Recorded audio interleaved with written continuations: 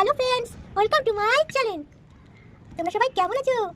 আজ আমি তোমাদের দেখাবো ডিমের একটা মজাদার রেসিপি। সেদ্ধ ডিমগুলো ছুলে নিচ্ছি। আমার ডিম ছোলা হয়ে গেছে। এবার আমি ডিমগুলোকে সমান ভাগে কেটে নেব। দুটো ডিমকেই আমি সমানভাবে কেটে নেব। আমার ডিম কাটা হয়ে গেল।